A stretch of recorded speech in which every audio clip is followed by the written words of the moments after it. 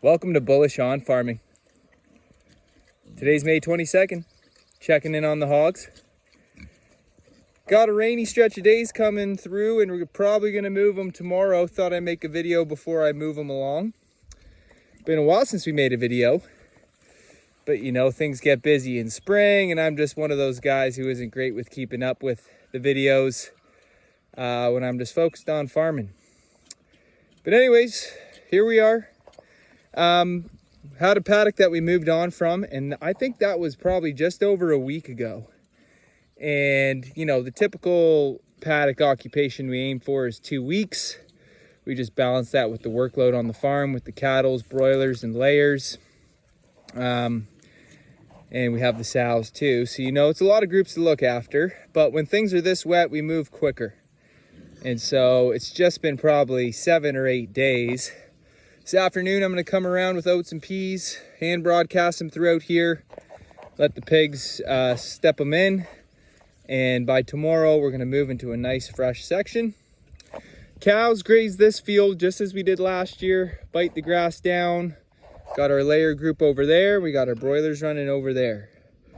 And the grass has just grown back so quickly. It's been a slow spring, but this is a strong field, and well, we had the cows turned out April 28th, which was the earliest we've ever turned out our cattle. But based on our grazing last year, knowing the amount of animals we have on the land, we decided to go a bit earlier this year and grazing into the spring flush, and things are looking great. Stay posted for videos on the cows to come.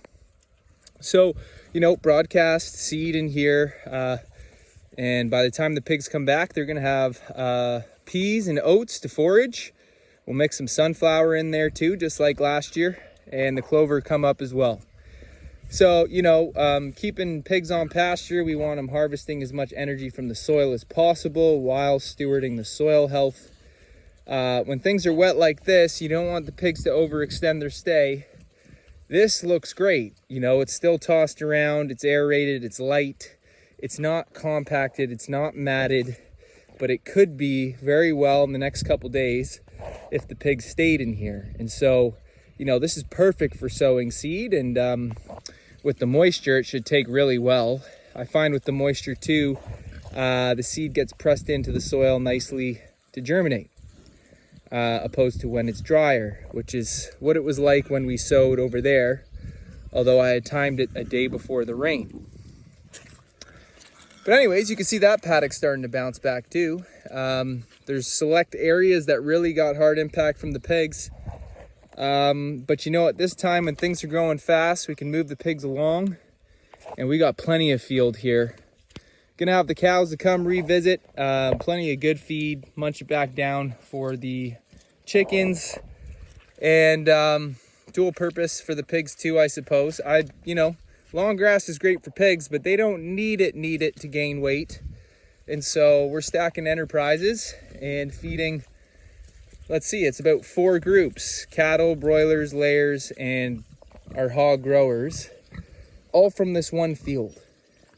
And that's the beauty of multi-species grazing and multi-species regenerative management. So this shade structure has been working well. You know, it'll do you good if you move it frequently. I actually hadn't moved it in 8 days, so we're gonna start getting some harder impact under here, and potentially some of that compaction I was talking about that we're trying to avoid. But you know, I just moved this on my own. You know, ideally you just hitch it to the vehicle and pull it, but I'm able to do it by hand, except for when it's uphill and the pigs really create bumps that make it a strongest man contest. But anyways, it's part of the fun. So you know, it's not too bad under there. I'll probably move this. I'll definitely sow some seed under there, whether I move it or not. And that works great for the amount of hogs we have in the group here, which are about 12. I got 3 going off to the butcher on Monday. Today's Friday. Sorry, today's Thursday. And so, you know, that black and white over there, that's a finished hog that's going off. That white hog there is finished, it's going off. And one of our reds, not sure if it's this one or that one, So these red are Tamworth, or known as the bacon pig. Longer and leaner. That pig's still definitely, that's got to be 250, maybe just under. While these hogs, they're over 250 for sure. But the pastured pork sales are going great. These younger ones that we have finishing off, this is what we've bred out. The larger hogs are actually weaners we grabbed, and we're done grabbing weaners. We got 4 sows now. That meets our pork demand. We sell excess surplus piglets for another means of cash flow. And we got 2 Mangalitsa Tamworth cross sows, which these are the offspring of.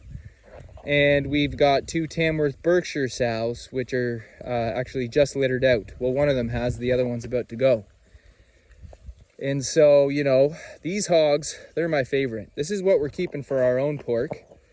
I find that the pork quality is much better. These animals are do very well in the style program we implement. They convert more from the land into weight gain. They also got a nice thick coat, which is great for winter. So we keep hogs year round. And that's awesome. And you can see that curly, shaggier coat, and some of them have more than others. It's much thicker than these other hogs here. And this one took on more of the Berkshire gene. You can see it doesn't have quite the curly coat. So they come a mix match, leaning either more closer towards the Tam Berk or the Mangalitsa. But anyways, they split the difference, and we love the pork quality. We're able to finish these hogs from 7 to 10 months. And when you're sending pigs monthly, that works out well because they don't all go at once. You know, we're always going to have the Tam Berk. You know, we're littering those out as well. We'll probably keep some of those. But we'll have to see. I'm really leaning into the Mangalitsa Tamworth cross. You know, I'm a big fan of running animals on the land, and that's my passion and enthusiasm. That's where it's at least. Selling nutrient-dense, organic, pasture-raised meat is a byproduct of that.